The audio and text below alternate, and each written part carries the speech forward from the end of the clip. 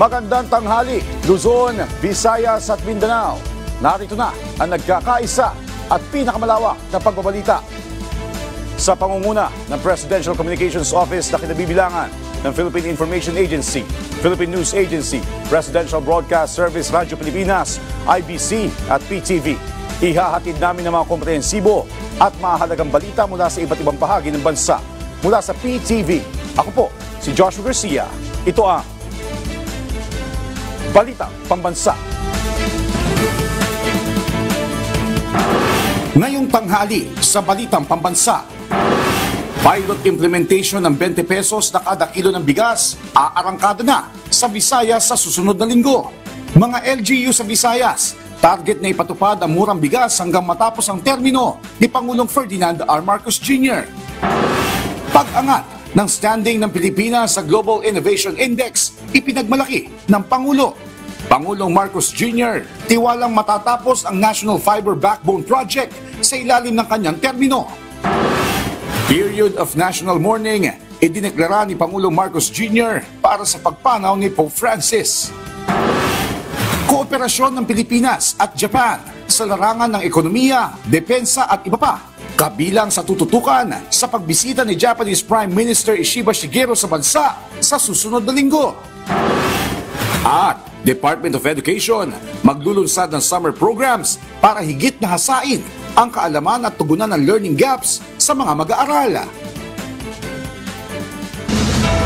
Una po sa ating mga balita, good news, kasunod ng pangako ni Pangulong Ferdinand R. Marcos Jr. na maging abot kaya ang presyo ng bigas, maibebenta na sa susunod na linggo ang 20 pesos na bigas, kung saan magsisilbing pilot implementation nito ang Visayas. Target naman ng mga lokal na pamahalaan na may pagpatuloy yan hanggang matapos ang termino ng Pangulo. Si Jessie Atienza ng PTV Cebu sa Balitang Pambansa.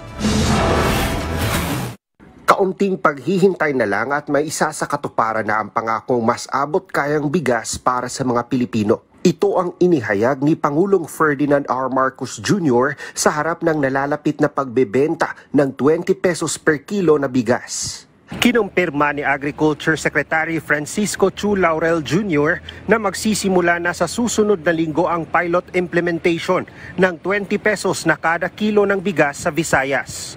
At una itong aarangkada sa Visayas hanggang sa maipatupad sa buong bansa. Napagtibay ito matapos ang naging pagpupulong ni Pangulong Marcos Jr. sa mga gobernador sa Western Visayas, Central Visayas at Eastern Visayas, kasama ang Department of Agriculture. Basically, ang mechanics nun, since bumaba ng world prices at bumaba na rin ang presyo ng bigas in general, yung gap between the 20 pesos and yung current market prices of 32 to 33 pesos sa merkado ay napag-usapan na isi-share yun, yung gap na yun between the national government and yung selected LGUs that will be participating in the program. So, kung 13 pesos yung gap, yung 33, magbarabang 20, so 650 ang shoulder will be DAN through FDI, the food terminal, and the 650 will be shouldered by the participating LGU. Ayon sa mga gobernador, pinag-aaralan na rin ng pamalaan na maipagpatuloy ang pagbebenta ng 20 pesos kada kilo na bigas hanggang sa matapos ang termino ni Pangulong Marcos Jr. The President himself that has taken up the fulfillment of his promise, but he is able to see it on a more holistic level.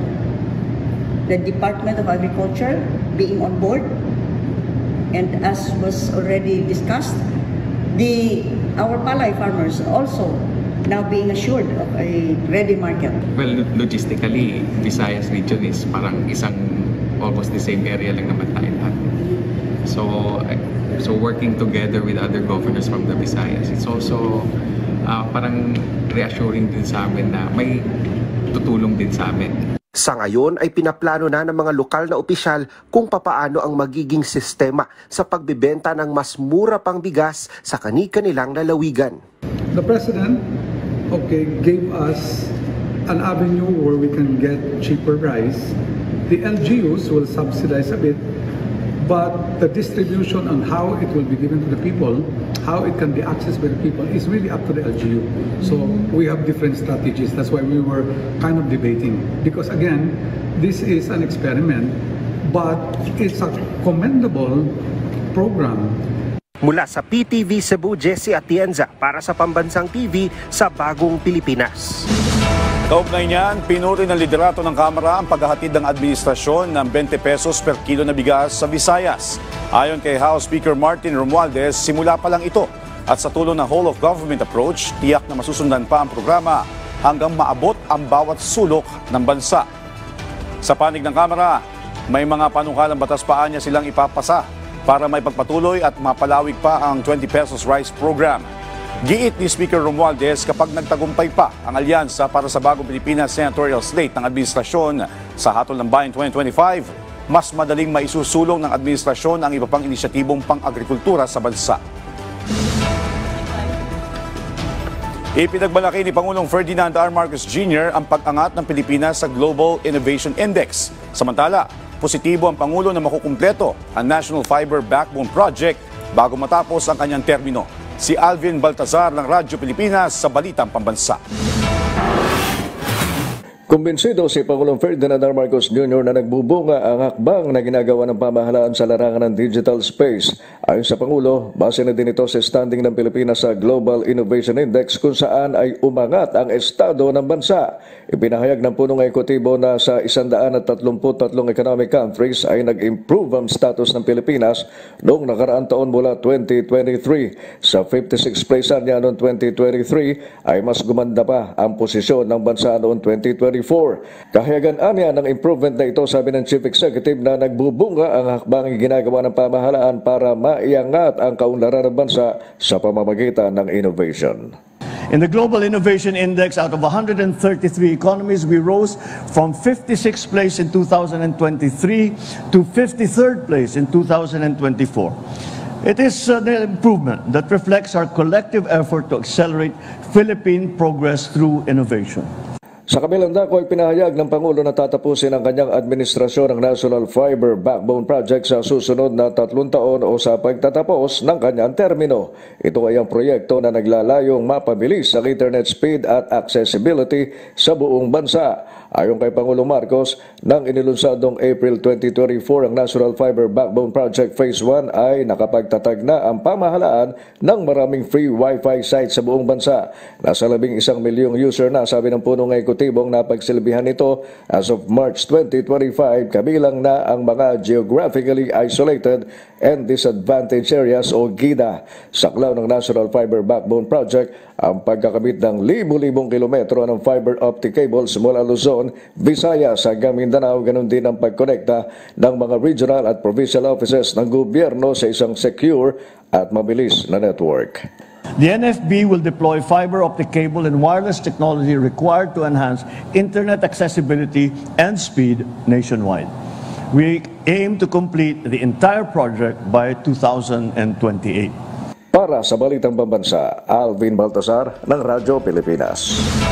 Kasado na ang pag-alis ni Pangulong Ferdinand R. Marcos Jr. at First Lady Liza Araneta Marcos para dumalo sa libing ni Pope Francis. Ayon kay PCO Undersecretary at Palace Press Officer Attorney Claire Castro, tutulak ngayong gabi ang first couple patungo sa Vatican. Bukod sa pagdalo sa funeral rites ng Santo Papa, wala pa raw ibang nakatakdang aktibidad ang Pangulo sa Vatican. Iaanunsyo lamang din ng palasyo kung sino ang itatalagang caretaker ng pamahalaan habang nasa labas ng bansa ang Pangulo. Matatandang una na nagpahatid ng paikiramay ang Pangulo sa pagpanaw ng Santo Papa at idiniklara ang national mourning o pagluluksa bilang pagbibigay pugay kay Pope Francis.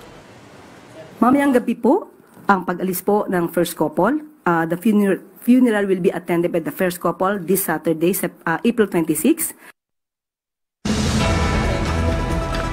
Idineklara ni Pangulong Ferdinand R. Marcos Jr. ang national mourning para parangalan ng yumaong Santo Papa na si Pope Francis.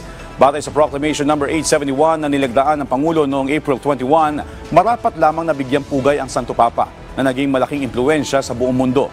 Magiging epektibo ito hanggang sa araw ng libing ni Pope Francis na nakatakda sa Sabado.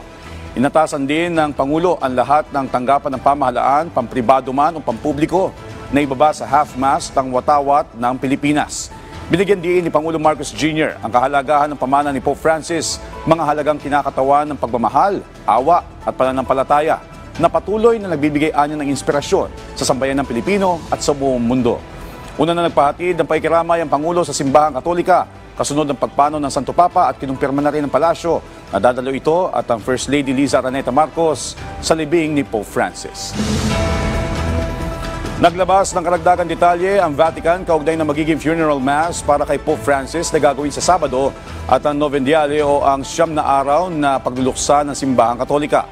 Sa inilabas na anunsyo ng Holy See Press Office, pangungunahan ni Cardinal Camerlengo Kevin Farrell ang funeral mass para kay Pope Francis sa St. Peter's Basilica at kasama niya sa misang iba pang matataas na opisyal ng Vatican. Gagawin ang Novendiale Masses mula sa Sabado hanggang sa May 4, araw ng linggo. Sa April 30 at May 4 naman ay tanging mga cardinal lamang ang papayagang sumama sa misa na nakalaan lang para sa Papal Chapel. Samantala, patuloy na nagtitipon sa Basilica of St. Mary Major sa Roma ang mga mananampalataya para patuloy na ipagdasal ang kaluluwa ng Santo Papa, kung saan pinangunahan ni Cardinal Baldassar Reina ang ikatlong gabi ng pagdarasal ng Rosaryo para sa Santo Papa.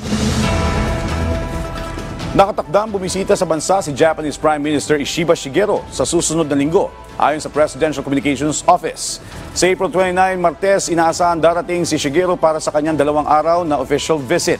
Mismong si Pangulong Ferdinand R. Marcos Jr. at First Lady Liza Araneta Marcos ang sasalubong sa punong ministro ng Japan para sa ilang aktibidad na gaganapin sa palasyo. Layo ng pulong ng dalawang lider na mas palalimin at pagbutihin pa ang kooperasyon ng dalawang bansa pagdating sa ekonomiya, depensa at people-to-people cooperation. Mas pinatibay ng Pilipinas at Japan ang kanilang kolaborasyon sa pagpapaigting ng public employment services. Ito ay kasunod ng naganap na pagpupulong sa pagitan ng labor officials ng dalawang nasyon sa Tokyo, Japan kamakailan. Layunin nito na palakasin pa at mas gawing moderno ang employment facilitation system ng dalawang bansa. Alinsunod na rin ito sa PESO 5-point agenda ng Department of Labor and Employment o DOLE. Kabilang dito na gawing institusyonal ang Public Employment Service Offices, pagpapabuti ng functionality, pagpapatibay ng strategic partnerships, pagbibigay kasanayan sa mga opisyal at pagsusulong ng digital transformation. Naniniwala ang Department of Tourism na magkakaroon na ng direct flight sa pagitan ng Pilipinas at India ngayong taon. Ito ay bilang bahagi ng patuloy na pagpapalakas ng air connectivity ng bansa. May balitang pambansa si Rod Lagusa ng PTV Manila. Positibo ang Department of Tourism na posibleng magsimula na ang direct flight sa pagitan ng Pilipinas at India bago matapos ang taon. Ayon kay Tourism Secretary Cristina Garcia Frasco, una na nagkaroon ng koordinasyon para sa ruta. Both with Air India, our private sector, as well as the DOTR, CAAP and CAB. And the national government is in full support of welcoming this inaugural flight from India, even as the electronic visa system has already been launched. Bahagi pa rin ito ng patuloy na pagpapalakas ng air connectivity ng bansa. Ayon sa kalihim, ang India ay nakikita nilang malaking market para sa Pilipinas. Una na nagkaroon ng direct flight ang Europe at Pilipinas dahil sa Air France matapos ang 30 taon. Anya, may tuturing itong vote of confidence sa turismo ng bansa. A very encouraging momentum for the trajectory of growth in terms of the European source market. Therefore, we're hopeful that other destinations from Europe and other carriers can follow suit, with our assurances from the Department of Tourism that we fully support the opening of new routes from international destinations. Kaugnay nito, kasama sa prioridad ng European Chamber of Commerce of the Philippines ang airline connectivity. Welcome naman para sa DOT ang suporta ng ECCP para sa mas marami pang flights mula sa Europe. Bukod dito, nais ng kagwaran na madagdagan pa ang ruta sa Middle East. Ito'y dahil hindi bababa sa 500 hanggang 800% ang average pagdating sa international arrivals. Nanatili namang mahalaga ang kasalukuyang flights gaya sa South Korea na siyang top source market ng bansa. Kaya umaasa ang kagwaran na lumawak pa sa iba pang destinasyon ng flights sa pagitan ng dalawang bansa. There are challenges that have ensued, many of which are beyond our control, in terms of the slowdown of the outbound Korean market.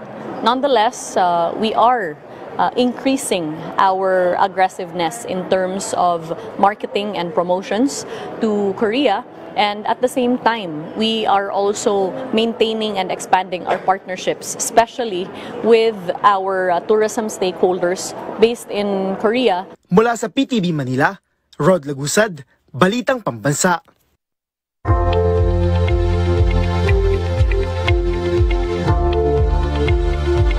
Puspusan ang kolaborasyon ng palasyo at mga ahensya ng gobyerno para dalhin sa mga mamamayan ang murang presyo ng mga bilihin. Sa tulong pa rin ito ng Kadiwa program ng Pangulo. Para kumustahin ang kasalukuyang presyo ng bilihin, alamin natin yan sa Balitang Pambansa ni Vel Custodio live. Vel? Joshua, nagtutulungan ang Kadiwa ng Pangulo at mga local government units para makapagbenta ng mas murang gulay, prutas at maipromote ang mga local products. Kagaya na lang dito sa Kadiwa ng Pangulo sa Valenzuela City. Mas murang mabibili ang mga gulay at prutas sa Kadiwa ng Pangulo dahil direkta itong inaangkat mula sa farm. Ang mga gulay galing pang Nueva Ecija at direktang itinitinda dito sa Kadiwa Tree Center, kung saan murang mabibili ang talong na 90 pesos kada kilo. Ang ampalaya ay 110 pesos kada kilo. Ang okra ay 95 pesos kada kilo. Ang sitaw naman ay 30 pesos kada tali. Ang cauliflower ay 90 pesos. Ang munggo ay 30 pesos kada pack. Ang kamatis ay 55 pesos ang kilo at ang carrots ay 60 pesos. Habang fresh from Pangasinan naman ang prutas. Ang Indian mango ay 65 pesos kada kilo. Ang avocado ay 180 pesos kada kilo. Ang dragon fruit ay 210 pesos ang kilo. Ang strawberry ay 100 pesos kada pack at ang pakwan ay 60 pesos. Bukod dito sa Valenzuela City, bukas na rin ang Kadiwa ng Pangulo sa Quezon City, Patbok. Sinusuportahan din ng mga LGU ang Kadiwa ng Pangulo sa mga probinsya. Kagaya na lang sa Noveleta sa Cavite na alas 6 pa lang ng umaga ay bukas na. Habang mag-a-award naman ng Kadiwa Store at Kiosk ang mga regional offices ng Department of Labor and Employment sa ilang mga organisasyon ng manggagawa.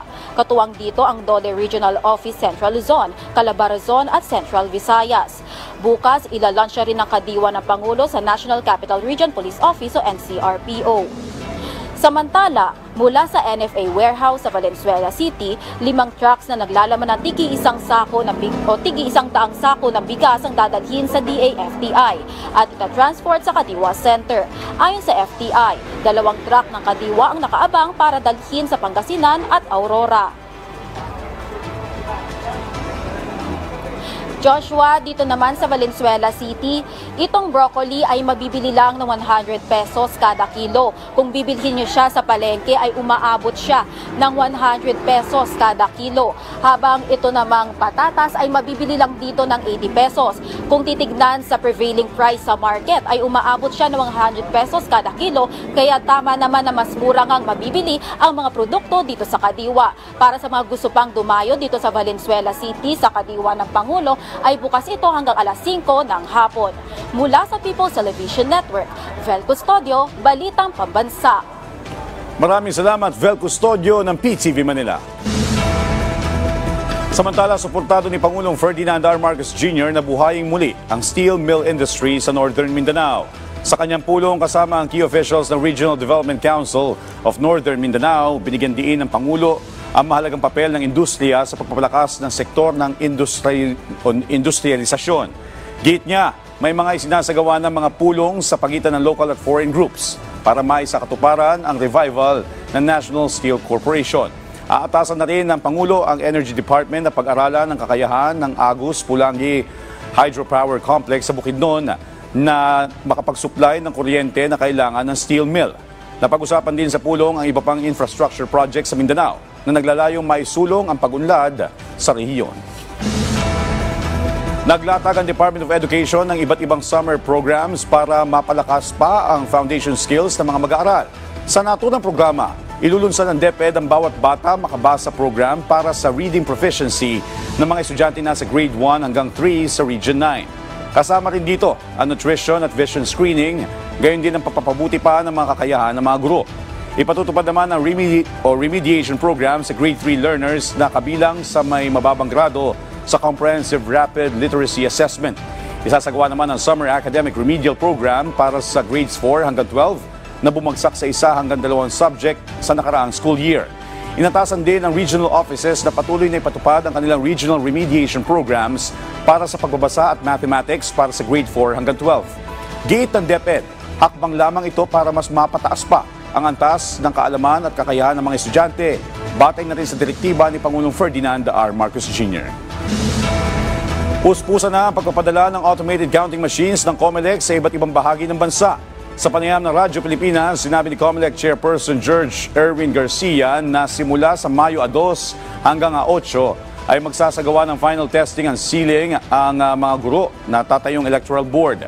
Layunin nito na matiyak na gumagana at nagbibilang ang mga gagamiting ACM sa Hatol ng Bayan 2025. Pagtitiyak pa ni Garcia, maaari magmasid ang mga political party at mga kandidato sa isasagawang final testing.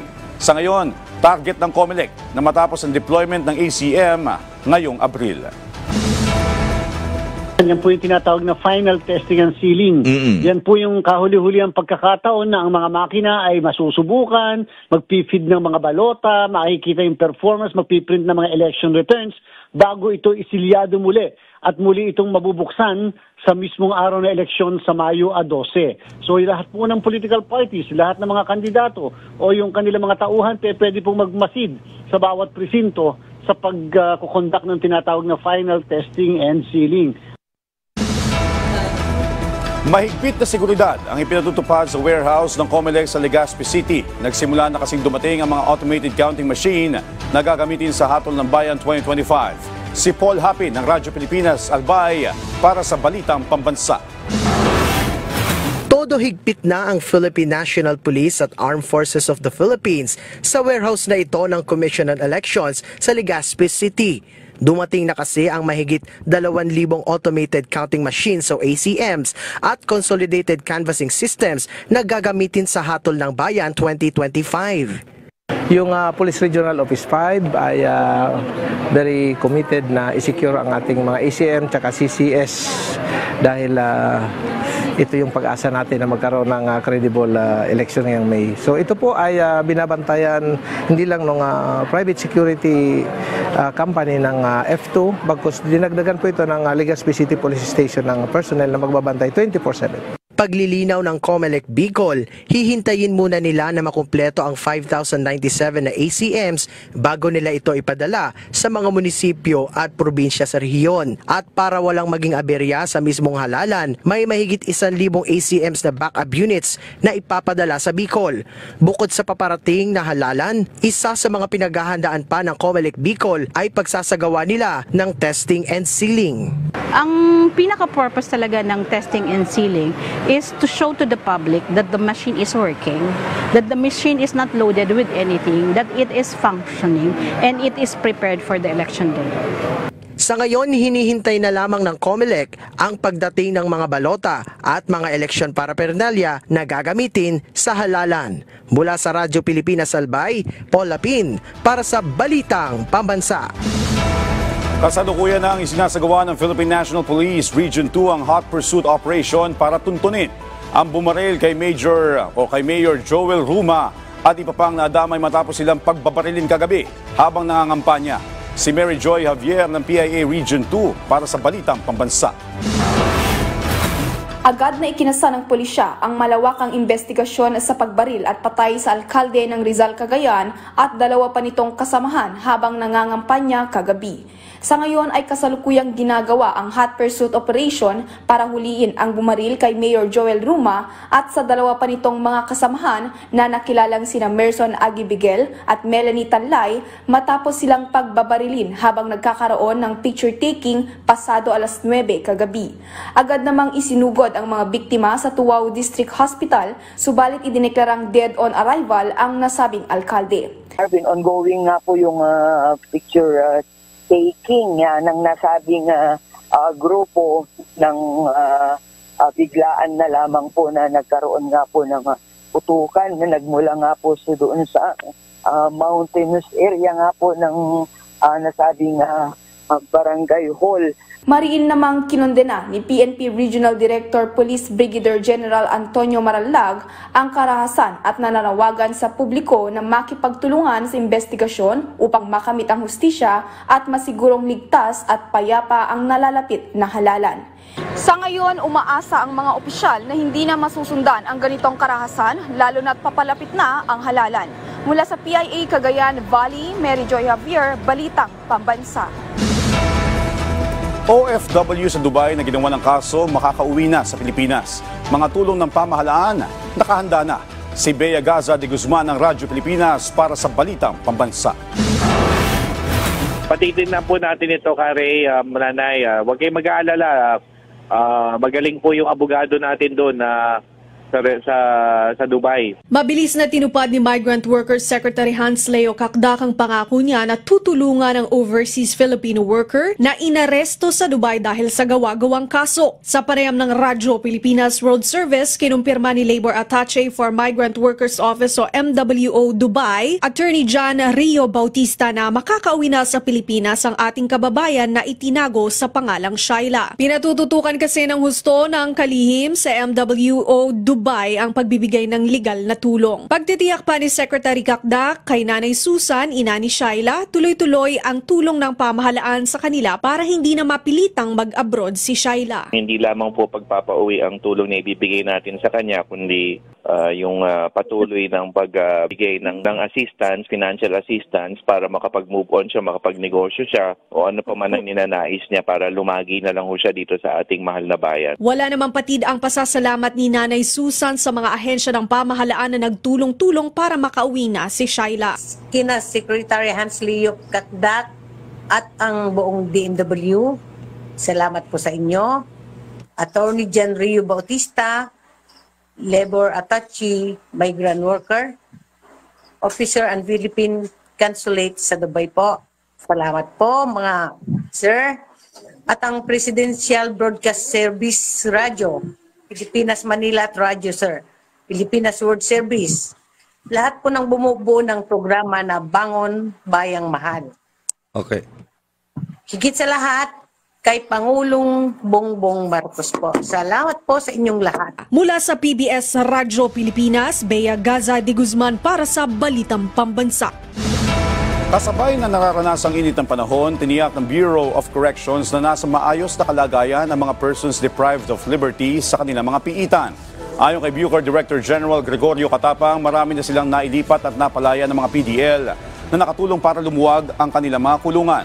Katulad na lamang sa New Bilibid Prison na dating nasa 30,000 o 30,000 ang mga nagsisiksikan, ngayon ay nasa 23,000 o 23,000 na lamang. Kaugnay nito, kinumpirma din ni Katapang na wala nagkakasakit at patuloy na binabantayan ang kalusugan ng mga PDL laban sa mga sakit gaya ng heat stroke, flu at pneumonia na kalimitan nararanasan tuwing tag-init. Patuloy rin ang paglilipat ng mga PDL mula Muntinlupa patungo sa ibang piitan para mabawasan ang congestion sa mga kulungan. Tunayan po, mga 9,000 na po yung nailabas natin dito sa Muntinlupa. Kaya talagang lumuluwag na kahit papano. At dyan po nagtatapos ang 30 minutong ulat sa bawat sulok ng bansa. Samahan niyo kami muli mamayang alas 6 ng gabi para sa updated at pinalakas pang balitaan. Ito ang pinalawak na puwersa sa pangunguna ng Presidential Communications Office. Sa ngalan ni Alan Francisco at Princess Jordan mula sa PTV. Ako po, si Joshua Garcia. Hatid sa inyo ang komprehensibong paghimay sa mahalagang usapin dito lang sa Balitang Pambansa.